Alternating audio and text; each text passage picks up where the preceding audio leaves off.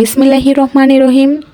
আসসালামু আলাইকুম, welcome to my channel Mohona's Walls. আশা করছি বন্ধুরা আপনারা সবাই ভালো আছেন। আল্লাহর রহমতে আমিও খুবই ভালো আছি। আজকে আমি যে রেসিপিটি তৈরি করব সেটি বিকালের জন্য পারফেক্ট একটি নাস্তা। আর মুচমুচে নাস্তা খেতে কিন্তু প্রায় সবাই অনেক বেশি পছন্দ করে। আর আমাদের ফ্যামিলি কিন্তু প্রায় সবাই কিন্তু বিকালে নাস্তা কিন্তু খুবই পছন্দ করে। আর এই বাঁধাকপির পাকোড়া কিন্তু একদমই অল্প সময়ে কিন্তু হয়ে যায়। তো অল্প সময়ের মধ্যে যে নাস্তাগুলো তৈরি করা যায় সেগুলো কিন্তু আসলেই অনেক ভালো লাগে তৈরি করতে, এবং যেগুলোতে বেশি আইটেম লাগে না তো সেগুলো তৈরি করতে কিন্তু আরও বেশি ভালো লাগে যে অল্প উপকরণ দিয়েই অল্প টাকাতেই কিন্তু ভালো একটি নাস্তা খাওয়া যায়। তো এরপর কিন্তু আর আমার এই নাস্তাটি তৈরি করতে কিন্তু ডিম লাগেনি। আর আমি প্রায় সময় চেষ্টা করি যে ডিম ছাড়া নাস্তা তৈরি করার জন্য, আর অল্প উপকরণ দিয়ে এবং পারফেক্ট একটি নাস্তা তৈরি করার জন্য। তো চলো তাহলে আমি কিভাবে নাস্তাটি তৈরি করে নিই সেটাই আজকে আমি তোমাদের দেখিয়ে নিব। আমি কিন্তু এখানে বাঁধাকপি কুচি করে নিয়েছি, আর কিভাবে ধুয়ে বাঁধাকপি কাটলে একদমই বাঁধাকপিতে পানি থাকবে না সেই টিপসটা শেয়ার করব।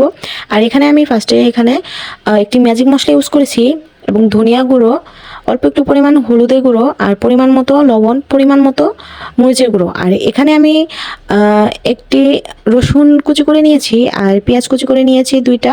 আর এখানে আমি 7-8টের মতো কাঁচামরিচ কুচি করে দিয়েছি। পারলে এখানে তোমরা কাঁচামরিচটা আরও বেশি পরিমাণে দিবে যারা একটু ঝাল বেশি খেতে পছন্দ করো। আমি বাঁধাকপির যে টিপসটি শেয়ার করতে চেয়েছি সেটি হচ্ছে বাঁধাকপি ভালোভাবে কেটে নেওয়ার আগে ভালোভাবে ধুয়ে নিতে হবে। ধুয়ে নিয়ে ভালো করে কেটে নিয়ে তারপর হচ্ছে বাঁধাকপির গায়ে যাতে পানি না থাকে সেইভাবে বাঁধাকপিটা সুন্দরভাবে পানিটা ঝরিয়ে নিতে হবে।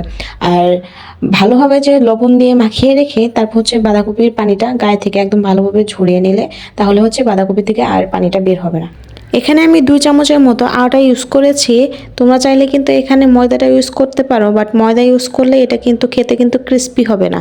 তো এই কারণে কিন্তু এখানে আমি 2 চামচের মতো আটা ইউজ করেছি, আর 1 চামচের মতো চাউলের গুঁড়া ইউজ করেছি। আর চাউলের গুঁড়াটা দিলে দেখা যায় কি নাস্তাটা খেতে কিন্তু অনেক মুচমুচে হয়। আর এখানে আমার পরিমাণ মতো লবণ দিয়েছিলাম, তারপরে হচ্ছে অল্প একটু লবণ লাগতো তো সেখানে কিন্তু আমি লবণটা দিয়ে দিয়েছি। আর তোমরা কিন্তু ট্রাই করবে যে সবকিছু পরিমাণ মতো মাখিয়ে নেওয়ার সময় কিন্তু সবকিছু দিয়ে দেওয়ার জন্য।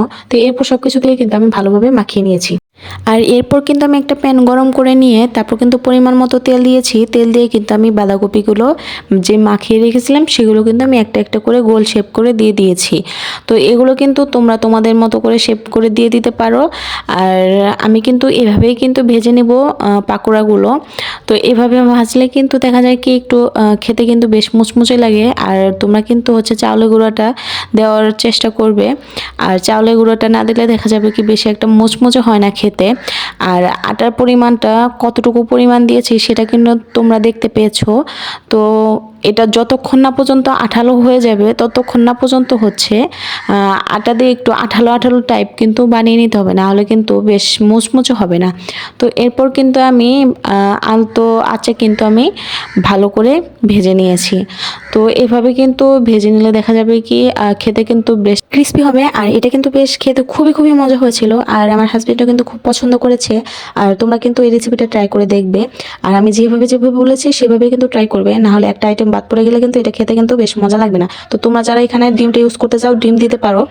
আর এভাবে করলেই কিন্তু বেশ মুচমুচে হবে খেতে। আর আমার এই ভিডিওটি কিন্তু অবশ্যই অবশ্যই দেখে তোমরা ট্রাই করবে। যদি ভিডিওটি ভালো লাগে অবশ্যই লাইক, সাবস্ক্রাইব, কমেন্ট করে পাশে থাকবে।